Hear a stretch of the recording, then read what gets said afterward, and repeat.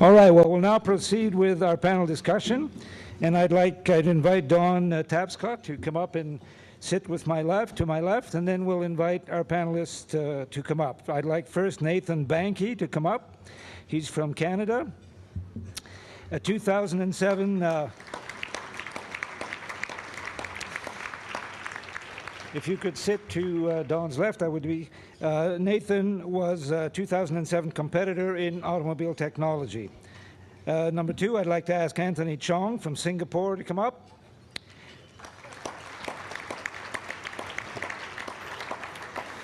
(2003) competitor in graphic design.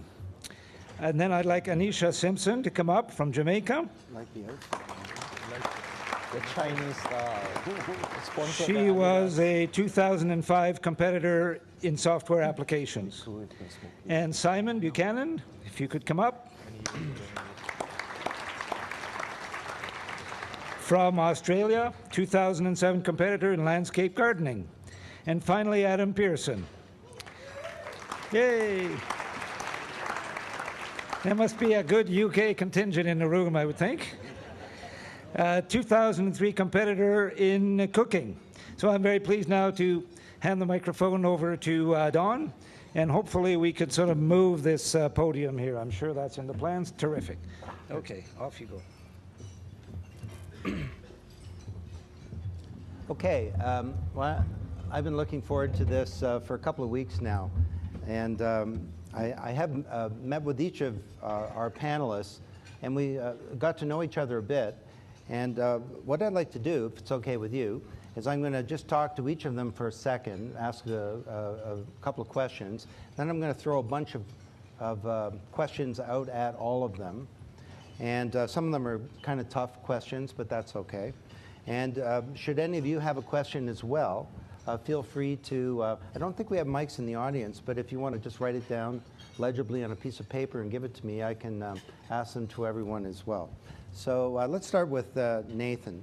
So automotive technology. How did you get into automotive technology, Nathan? I first started off in automotive technology at the high school level. I did a co-op program through the high school. I then got a summer job working at a shop. And I continued with that job. I mean, I worked there for a couple summers. I did the co-op program a second time. And then, you know, towards the end of high school, I was thinking, okay, do I want to go to university? Do I want to get into the trades? You know, lots of things are up in the air. I was quite young when I was finishing high school. But then I found out about the Ontario Youth Apprenticeship Program, which allowed me to go into the local college, Algonquin College, half a year earlier than I would have normally. So that's kind of what got me started off. I went into Algonquin College, started my apprenticeship program while I was still technically enrolled in high school, and was able to work while learning. How's automotive technology changing? Oh, or is it? Changing. It never stops.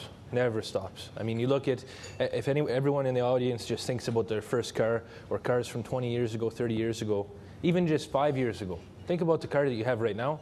I could tell you, you know, hundreds of different advances if you compare that to a new model today. The amount of technology, the amount of computers inside of cars now is just phenomenal. Mm-hmm. Let me ask you about you and your personal use of technology. What technology do you use?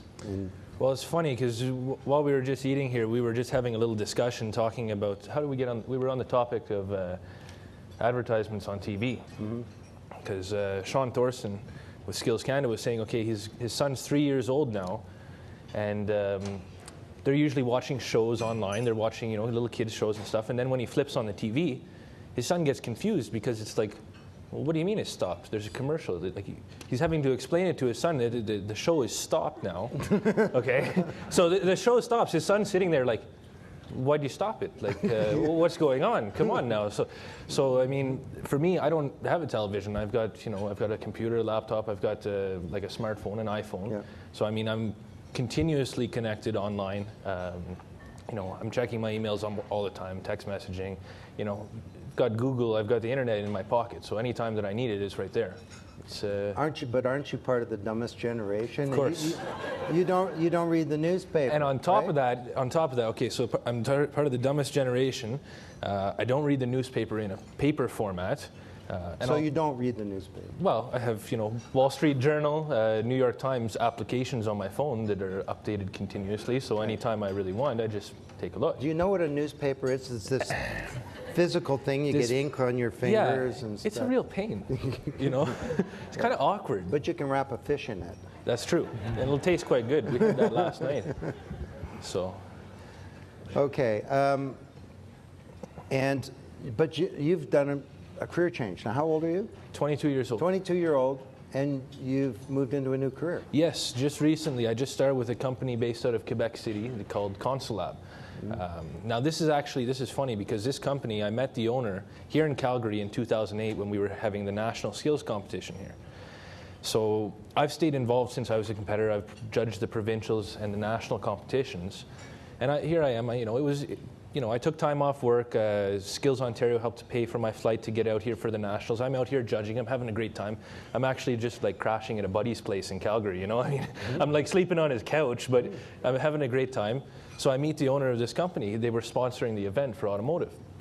We get to talking, and he sees some of my skills and attributes and what I can do for him. And rather than fly from Calgary back to Ottawa, he flew me to Quebec City to where the office is. And over the past year, I worked part-time with him. I'd go to teachers' conferences, give presentations, seminars, help a bit with R&D for new product. We're selling training equipment to high schools and colleges. So we actually supplied some of the stuff here at the World Skills event. But this is completely different than what I was doing before. I was turning wrenches. Turning wrenches also, all the electrical diagnosis, all the technical stuff that I do on a daily basis. But now I'm going into a sales position, but also doing public speaking, presenting, writing technical documents. And this is through the skills organization that I've had this opportunity. And I've been doing it now three months full time. Great. I absolutely love it. Okay, we'll come back to that. Anthony, you won a medal in graphic design. Yep. Have you always wanted to be a graphic designer? How did you get into this? The funny thing is that I've never been a graphic designer until I came into World Skills. So you weren't a graphic designer until you applied to graphic design for the World Skills competition. I am an animator. I graduated as a 2D animator, drawing cartoons and stuff. I love illustrations, and that's the reason why I left school. Okay, and then one fine day they just come to me, hey, I got a competition for you. Like, what's up? Like national skills back in the local context. And like, okay, cool, why not give it a shot? Then I have no idea what World Skill is all about. I just throw everything. I got nothing to lose. So you decided, I'm going to win the graphic design, so I need to learn graphic design. Yes, just to prepare myself, I have to do like everything. So how long did it take you at the national level to win? I have like played with everything about 6 months or so to know what is graphic design, but not to master graphic design. So in 6 months, you became the leading graphic designer in your country. I got lucky. At your age. That's very good. And then you went on to the international one. So how much longer was that? Oh, it's like less than a year. I was attached to like a design agency and learned as much and to produce like as much as I can. And then, yeah, that's about it. So what are you doing now? Okay, I'm a full-time graphic designer for a listed company who runs like an entertainment company, like clubs and pubs for my day job. And then at night I run my own studio. We're dealing with art galleries, art installation. I'm touring around the world performing arts and stuff. So you do performances in front of audiences? Yes. Graphic design perform. What do they look like? Not really graphic design. I do like a lot of live painting, like in terms of like graffiti and mural painting. So big thing in on stage, you have an audience and you do graffiti. We got like audience. Music, we got like girls, we got alcohol and stuff. I love my job.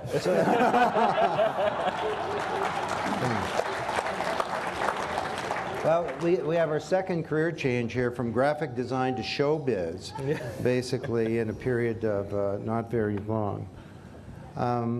Sorry, I have to turn off my BlackBerry. My apologies for that. Getting a text message? Yeah, I was getting something that was vibrating me. Okay, so do you read the physical newspaper?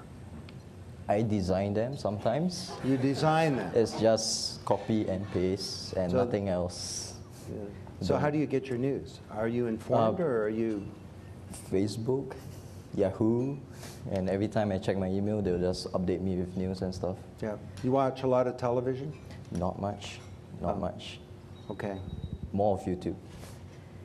And so what have you been doing recently? I heard you were traveling last week or something. Yeah, last week I was in Denmark for an event called Tiger Translate. We did like collaborations between the Danish artists and a few artists from Asia itself, like Mongolian, Chinese, yeah, and stuff. We had like a 4 days workshop, and we just producing art, culture exchange, get drunk and stuff. Wow. Sounds like a pretty cool life. Okay, Yes. Anisha, Jamaica. So how did you get into information technology? Well, I have been interested in information technology since high school, where I got extremely interested when I got a grade 1 pass in the Caribbean Examinations Council exam, and then I moved on to get further training in the field with the Hartress NTA. Yeah, that's where it all Great. started. Good for you. And so tell us about so what kind of IT are you into? Well, I am an educator, so I teach information technology. So I'm into the software applications like Microsoft Word, Microsoft Excel, Microsoft PowerPoint. I do graphics as well. Right. And who do you teach? I teach, well, I have taught with the Hartress NTA, and I have taught high school students in Jamaica. Great. And is this what you want to be, a teacher, or are you going to be a builder of software or something else? Yes, I want to be a teacher. I like to have an impact on the youths of today's society. So are you furthering your education to be able to do that? Yes, I am currently doing my Bachelor of Science degree in Information Technology, and I hope to pursue the Master's in Education. A master's in education. Great. Are you a big television watcher? No, I don't. I hardly watch television. Yeah. And how do you use the internet? I use the internet, I integrate it into the pedagogical process, the teaching and learning process. I go online. I've added all of my friends here on Facebook already. I have to interact. And I watch videos, movies, and correspond just about everything. Read the news, the weather, Google Map. There are a lot of technologies. I utilize most of them. And how are you keeping contact with people that you met at Skills? Through Facebook, is that the main? Yes, definitely, Facebook. Do you have a group on Facebook, or do you just do it informally? I just do it informally. Great. But perhaps I'll create a group now. Why not? Should be a good idea. That's a good thought. Great. Okay, Simon, landscape gardening. Okay, so how'd you get into that? Well, it all sort of began when I was a young boy, actually. My dad was a landscape gardener. He ran his own business, and I was only this high, I think, at the time. So Mum used to always tell me, because I can't remember that far back, but I used to stand at the window and always be amazed by Dad out in the garden doing stuff. So I guess that's where it first began. But I guess right through high school, I had a strong passion for landscaping and, and design as such. And once I finished my high school education, I knew that was what I wanted to do. I had a very good friend of mine who is now involved in WorldSkills International, Ben Mead, who's now the actual international expert for landscaping. He gave me an opportunity to get a job with the company he was working at, and so I jumped on board, and I sort of haven't looked back since. And through that company, I've had a lot of great chances to, a lot of great opportunities, I should say, to travel the world. Like I've competed in the show garden category at the Chelsea Flower Show in London, and sort of through that as well, I've followed Ben's footsteps through WorldSkills, and you know, it's really sort of forwarded me in how I want to go about my landscaping in the future. And who are you working for now? I work for myself now. Ever since I finished the competition in Japan in 2007, I started my own business, and yeah, so now it's been running for over 2 years now, and I've built it up so that I've got 3 guys who work for me full time, plus a part-time designer, and we offer the complete package of landscape design and construction.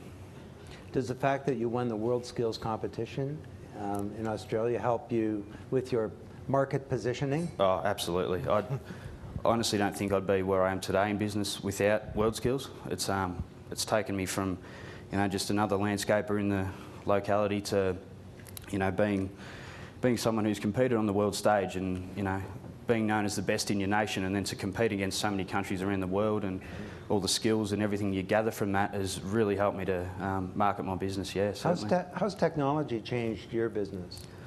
Well, I guess technology is a part of my everyday business. It's I use technology. I use the computer and internet for writing up my quotations, my invoices. I email them all out to my clients. I pay all my wages online, banking.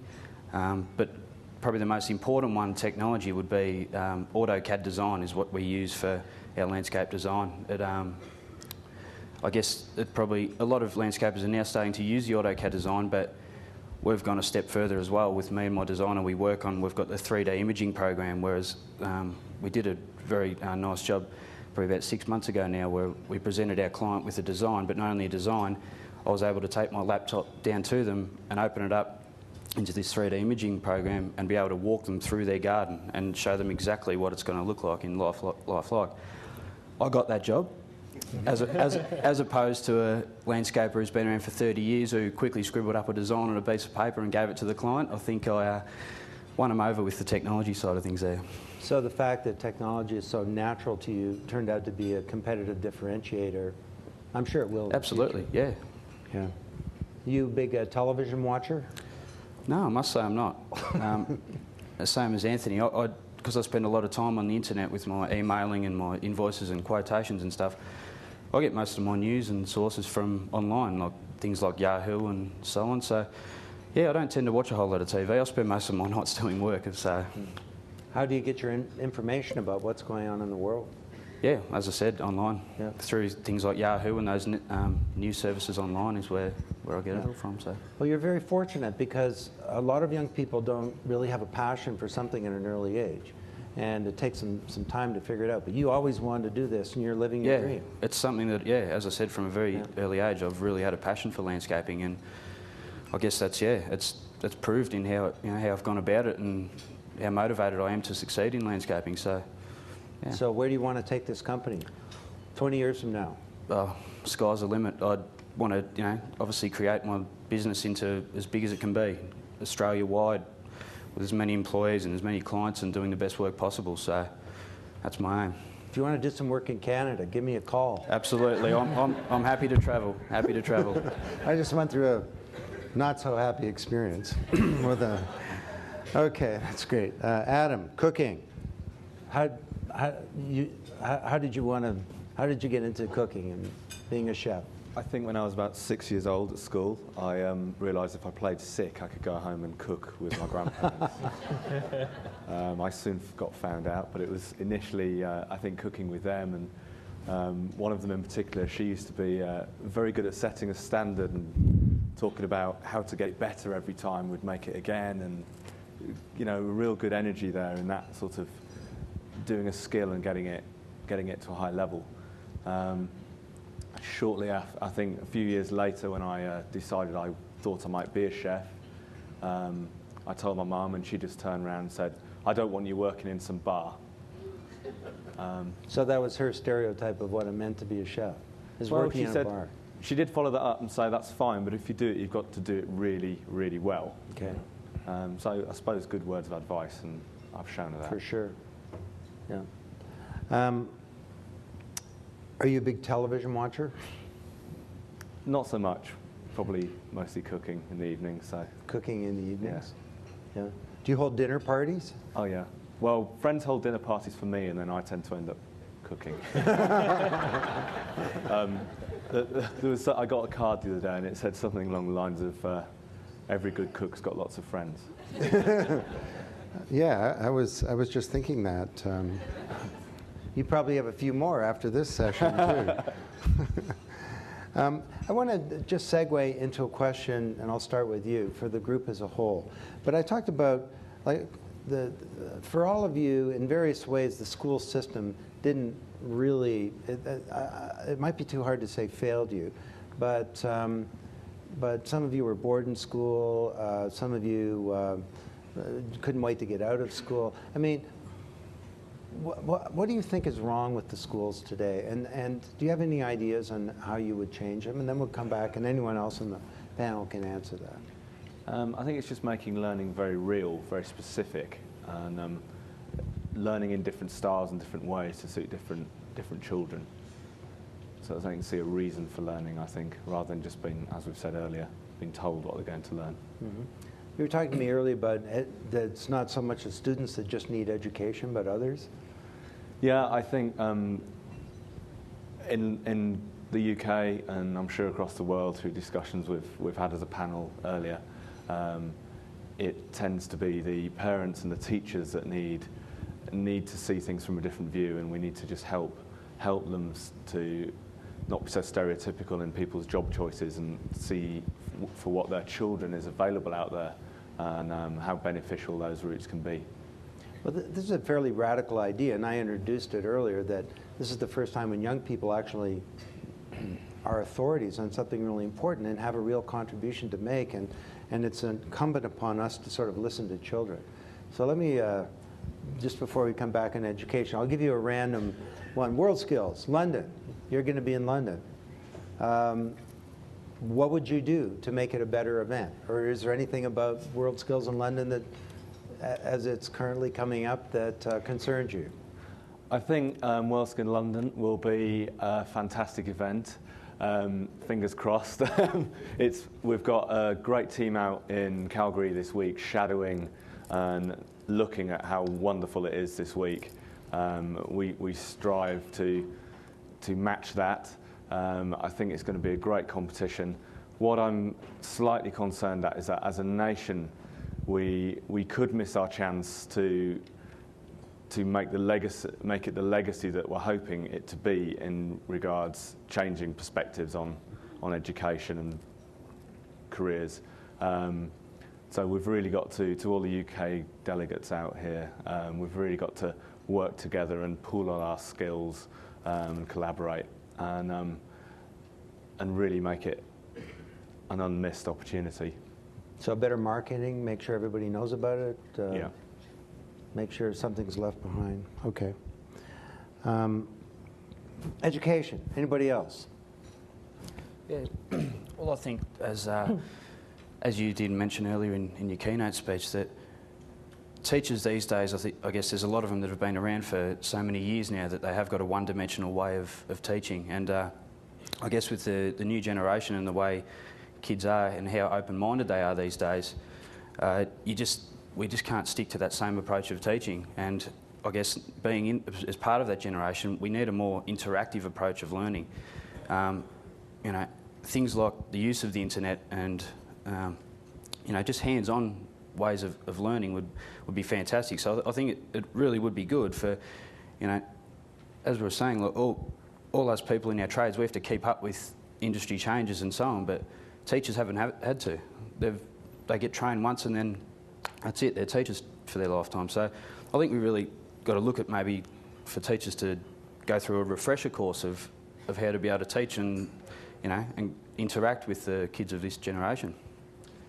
Now, something kind of along those lines, with my job now, I go to a lot of teachers' conferences, mainly for automotive teachers, but this applies to most. And at a teachers' conference, I mean, there'll be seminars given, there'll be all kinds of presentations given, all kinds of new stuff for them to learn about. And, you know, they're there to upgrade their skills, to learn new things and everything. And a lot of times you'll find a seminar or presentation on, you know, how to teach today's students, how to teach to today's youth, different methods, how to relate to them. And a lot of the teachers will seem very enthusiastic about it, but at the same time, sometimes it's more the administration that can have issues with it. The teacher might be really enthusiastic about, you know, teaching this way, interactive, trying to do things differently, doing stuff online, changing things up. But then they also have to go back and cut through the red tape and get their administration to work with them to get these new teaching styles out there. I mean, it can be difficult for them. So. Just to add to that, Nathan, it's not only up to the teachers, but we need the communities, the parents, the educators, government. It's a process that everybody has to be involved in order for it to work. We can't just blame. You can't just put the blame on the teachers, like you're saying. I mean, of course, you being a teacher, you don't want to take the blame.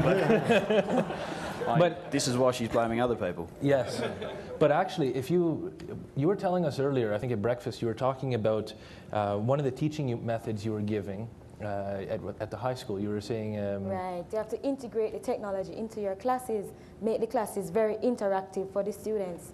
And not everybody has one specific intelligence, so you have to teach with that in mind, knowing that you have to modify your lessons to suit different individual needs. Right, it has to be customized. Now, what were you doing in particular? Because I remember you telling me.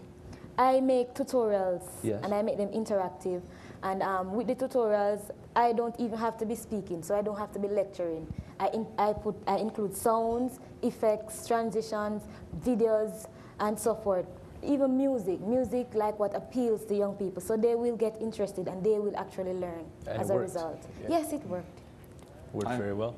I heard in the UK we now have an e-kitchen, which is, being a chef, I had never heard of this until yesterday, but it is in one of our colleges. The students, they have a laptop and they have screens on the cookery station in the college, and they can upload a recipe, they can download a sort of blog or whatever from the tutors and actually cook along with it. So I was quite impressed at that movement in the Learn by Doing. Now, are they in the making UK. virtual food? Or, I hope not. well, it wouldn't be fattening. That would be, probably wouldn't taste as good either, but no. I must commend the Ministry of Education in Jamaica as well. They are currently undergoing a project known as e-learning, and they're equipping the schools with computers and other equipments. And that they're training teachers to use these equipments and how to use them to enhance the pedagogical process. So that's a very good initiative, so I must commend them. Great. Let me shift gears a bit. World skills. How has world skills changed your lives? I mean, we're getting little hints of it here, but would any of you like to comment on that? Well, it changed quite a bit for me, obviously. Got you into graphic design. Yeah, I got stuck with graphic design, and because of work skills, I became like really friendly. I travel quite a bit. You weren't always like this? Yeah, you keep it that way. Yeah, I get to travel a lot. I love the vibe of like meeting so many people from all over the world. I get addicted. You get addicted. Really addicted, and this will make me even work even harder. It's a drive to push myself even further in terms of national grounds. Okay, and I share my success with my fellow juniors and tell them what's going on outside, and you guys should travel rather than Asia or Southeast Asia and stuff. It's a brand new whole nice big world out there. Anybody else? Yeah. Well, for me, I guess it's really opened my mind to different experiences, around the world that you do find at World Skills, and really experiencing different cultures around the world. And that was one of the most amazing things that I found, just meeting so many different great people that are all here for the same reason, are also motivated for World Skills. And I guess following on into my career, it's really, I guess, given me the confidence in my abilities and skills in my field, and given me, such motivation and drive to to be able to succeed and do well in my business. So, look, there's endless opportunities with World Skills, and this is what we're up here for, because we all have the same passion for World Skills and what it does, and that's what we're up here to express this to everyone listening. So, Yes. Because of World Skills, I am a role model. Nice. I am one of the best from Jamaica.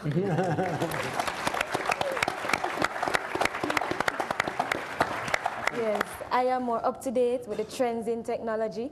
I strive to ensure that I do my best at all times, and I try to teach skills and the importance of skills training to my students. And I love meeting people, get an opportunity to socialize, and it's just great. World Skills is just a fantastic organization. Now, For me, World Skills, one of the Skills Canada, World Skills, all these organizations, I mean, just being involved, being around so many people that are so driven, it infects you. Everyone gets kind of addicted to it, you know, it almost becomes like a little drug, you know, you're excited for the next competition, you get there, you're hanging out with everyone, and there's something to be said for having competed at a World Skills, at an international competition, or even like a regional, a provincial, a national competition. Anyone that's been in a trade, or any job, if you think about your job, think about the job you're doing right now. Now, think about being put in a situation, a high-stress situation, where you have to push yourself, you know, to the limit. Now, think about, it doesn't matter what your job is, what you're doing, whether it could be anything, even just a manager.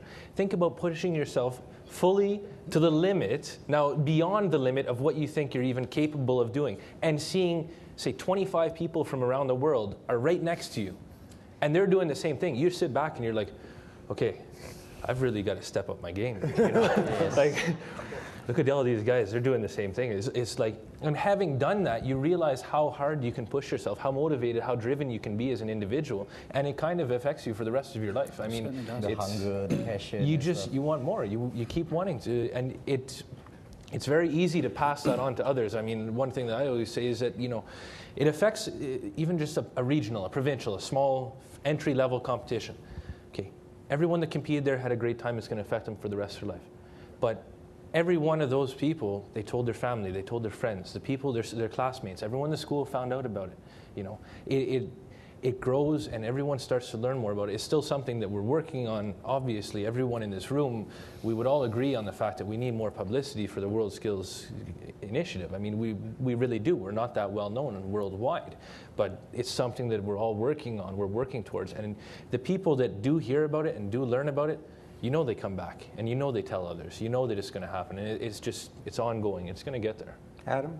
It's a real journey that you see in someone from having an initial talent and having a tutor or somebody see that and push them forward to a competition. The change that they undergo with the pathway of learning to getting to World Skills is just incredible. They become such accomplished young people. Their confidence, their manner, their ability to train and interact with others is just sort of second to none. And for myself, it just was pure gold when it meant going back into a workplace and teaching and training and motivating and developing products. You have a completely different attitude to, of course I can do it, we can do anything, we'll achieve it, we'll work it out, you know, and you just see that walking around the competition site, and I'm sure you can't help but be just so impressed. And you're all very, very fortunate to be here in Calgary and to see the competition, because to go home and try and describe it to somebody, they don't get it. And if you say it's like representing your country as a sportsman, it's the nearest you can get in that field. And I think that's just something fantastic we can all go back and pass on. Now, you're someone with a very deep craft, and you work in a fancy hotel as a chef and so on, and you really care about developing your craft. But you said something very interesting to me about this, that through World Skills, you were able to get beyond your craft in some ways, too. I mean, what did you mean by that? Well, I think that was just, I work at Claridge's Hotel in London, it's 5-star. You've got to keep a great high level, which is really parallel to how you'd expect to produce a World Skills competition. So you continue doing that anyway, because that's just your trade, it's your depth, it's your foundation. And without that, you can't really say anything to anyone. But using that as a tool to then be an ambassador for skill, or to go and work with younger students in colleges and create links, and I think we all pretty much feel that that's, you can't help but give something back, because it's such a valuable process, and it would be wrong not to. Anything else on this? Okay, so each of you developed in a sense, a trade, a vocation. And we've talked about the stigma around skills. Did any of you come into this? And if so, how did you overcome that stigma and decide, I want to pursue this, and I have a passion for this particular vocation? Well, in particular for my trade, I was very fortunate. I had very supportive parents for that. I mean, my father was a carpenter. I never really got involved much with carpentry, didn't really like playing around with wood that much. Metal was more my thing. But he was very supportive. My mother was very supportive of choosing a trade like that. But it was almost surprising because after being in the trade for quite some period of time, working in a shop, I mean, I was, you know, a shop foreman, assistant manager. I'd run the front office, do just about everything. But I'd have customers. Customers would come up to me and say, "Well, what are you doing here? Shouldn't you be doing something else? Like, you're so talented. You're so passionate about this." And it's like I'd tell them. I said, "I love my job. I'm here for you. I love working on cars. I love the customer service aspect of it. I love the technology. You know, I love the fact that every day I would go into work and say, you don't know what you're working on. It's totally different. And then you could have a car come in where, you know, a car comes in, you don't even know, you've never worked on one before. And I'd tell the customer straight up. I'd have customers bring a car to me. They'd be like, I've got this really weird electrical problem. It's on this, you know, this obscure vehicle. And I'd be like, well, in all honesty, I've never worked on one before. A lot of times this would happen with Japanese imports, right-hand drive cars or something like that. You know, a Nissan Skyline that was imported from Japan, you know. There's no service manuals out there available, you know, getting a wiring diagram, half of it's in Japanese, and the other half, you know, you don't even know what it looks like. So I'd say... As an aside, what do you do when the service manual fails you? Google. I mean, come on. Where else are we going to go? I mean, I'm not going to find it at say it's a Nissan Skyline. I'm not going to find the information at a Nissan dealership because the vehicle is never offered in North America. I'm not going to be able to just, you know, pick up the phone and call some guy in Japan and be like, hey, what's the wire color for this on a 1992 Skyline R32? He's going to be like, what? But, you know, with the internet, with the technology, I mean, I can go online and if you know how to get through all the crap, and, you know, because, I mean, it's kind of like finding a needle in a haystack. It's one of these skills that students today, that I think everyone here, if you think about it, if I gave you one piece of information, if I said, okay, I want you to pull out your phone or pull out your laptop or whatever, I want you to find this one piece of information. I want you to find me the wire color for the left headlight on a 1992 Nissan Skyline. I guarantee you could find it online. Whether or not it takes one of you 5 minutes or 5 days is another story, because it's the skill of finding information and finding that one little tidbit. And that's something that you'd be surprised. So many students, I mean, everyone here, I'm sure, you know, you're very proficient with finding information on the internet, and that's one of the biggest skills that's necessary. I mean, that's what I tell my customers. Say, you know, I've never worked on one before, but I'm pretty sure, you know, leave it with me, let me figure it out, I'll figure something out. I'll find the information. I'll find, lots of times I'd find a service manual online or be able to order one. I'd ask the customer, I say, look, I found this site to get a service manual for the car, for your car, you know, it'll be your copy, ship it to your house or to the shop, doesn't matter, it's like $150 or whatever or something like that. They'd order a service manual. All of a sudden now all the doors are open. You know, this vehicle that no one wanted to work on, no one wanted to service, now I've got everything I need. And that's just from knowing where to look. Well, and candor and transparency with a customer is probably a good idea. I mean, it's the basis of trust. Well, of course. You know, trust is the expectation that the other party will behave in certain ways. One of them is that they'll be open with you. And that's the best way to do with it. Okay, Anthony or Nisha, anybody else, on the stigma issue? I mean, we're looking for advice here, ideas. Did you run into the stigma? There is a stigma attached in Jamaica towards skills training. But I think the barriers are being broken down now because of the performance of the skills trained workers. We are now on top of our game. So now it is being broken down. But it's very sad that persons can be stigmatized, especially for something that they're passionate about, and without skills, then there would be no buildings, there would be no cars, there will be no food. Can you imagine a world without these things?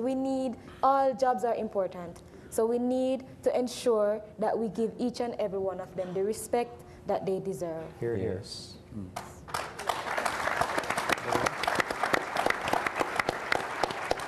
Okay, so just a couple more questions, and we're out of time. Where from here? I mean, where do you see yourself going? Now, Simon, we sort of got your game plan, and you're going to run the largest landscaping company in the world. But how about the rest of you? Or do you know? I produce my toys now. I got my own shoe. You have your own shoe? I designed a Nike lowdown made of real snake skin, and yeah. Designed a Nike sneaker made of snake skin. You designed a Nike sneaker made of snakes. Yes, sadly. But, That sounds really cool. How would I but- get one of those? Oh, it's one in the world now. Oh, that would make it even cooler. Yeah, and then most probably I'll like, besides performing and stuff and graphic design, I'm going to push myself a bit of marketing and eventually into business. We're merging arts, designs and performing together into the business. And then we'll hit the bigger audience and stuff, educate them what's the purpose and where and why I do this and stuff. Yeah. You know, that's a trend I've noticed with a lot of young people, especially with the recession and maybe jobs are a little hard to get and so on, that they may decide, well, I don't necessarily have to work for somebody, I'll become a contractor or I'll build my own business. And I think that this, and especially if we don't change the way that we manage people, it's going to be a generation of entrepreneurs, basically, because they, you know, they come into companies and they don't like what they see in many cases. And, you know, we stick them in a cubicle and treat them like Dilbert, or, you know, tell them, we supervise them in a traditional sense. I don't think that's going to work, and we miss a huge opportunity as well. Apologies for the editorial. No. Anisha, how about you? We know you're going to be a teacher. You want to get your master's. Yes, definitely. Planning to integrate technology more with education. Make myself more marketable as well, doing that. Well, I can see you as the Minister of Education in the Jamaica government, I'll tell you that.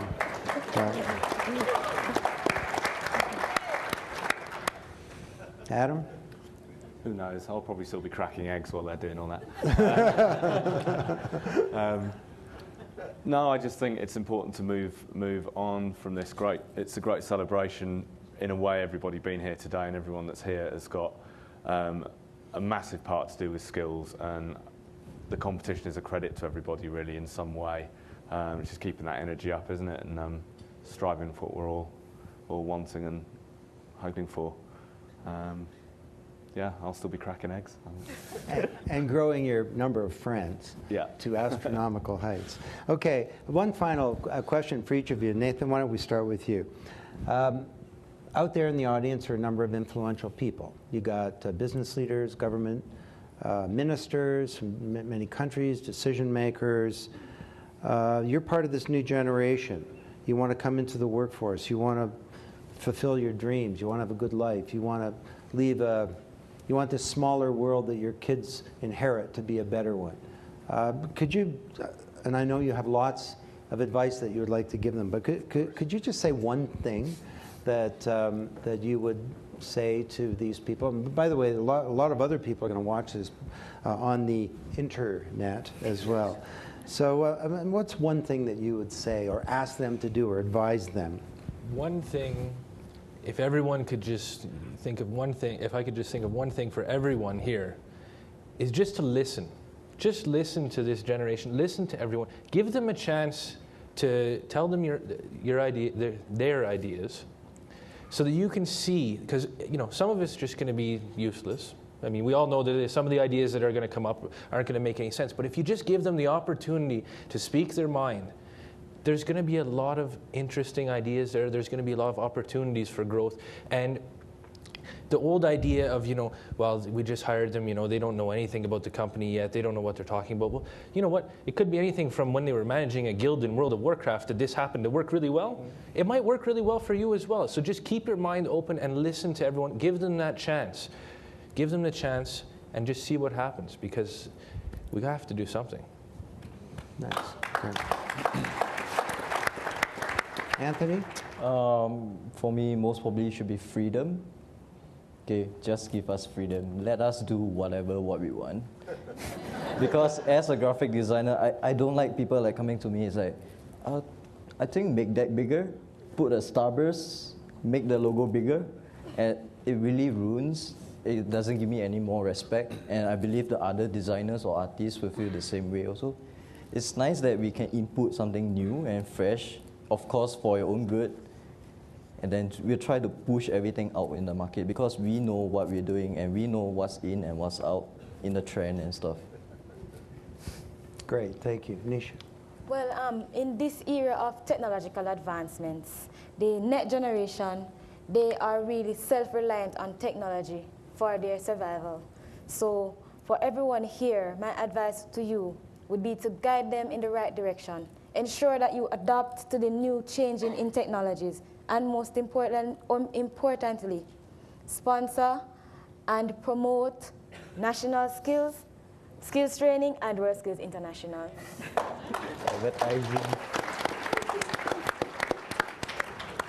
Simon? I guess for everyone here listening, as Don said, that you all are influential people, really get on board and help support world skills and vocational training, and really help to get down to the roots of it and to improve it, because with the skills shortage that we have worldwide, there's certainly no limit as to what we can do to help improve that. And if we improve that right down from the teaching base, right through up the learning base, you're going to get a whole lot more skilled workers right across the world. So really, just if any of you can just take on board that you, in whatever way you can, back in your country or government, really help promote and support the importance of the skills shortage and how we can improve it, and to help promote World Skills International. Thank you.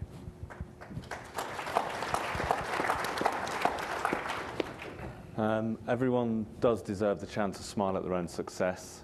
And I think we just need to find ways to reach out to those that don't get found, those that get cast along the side by education systems, and draw them into something that could include them in society and give them a chance.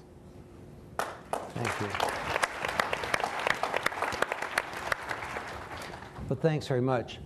Now, this is an extraordinary group of young people, and it would be easy to dismiss them as that. But I think that they are more like their generation than not. And for every one of them, there's 100 million or more young people who want a chance, who want to have a skill, would like to have knowledge, would like to be able to be connected to the global economy, and would like to be able to live a good life, and to reinvent their knowledge as they go throughout life. And the responsibility on us is a huge one, in my opinion. Thank you for your insights. Thank you for inspiring us. When I listen to you, I have hope for the future. Thank you.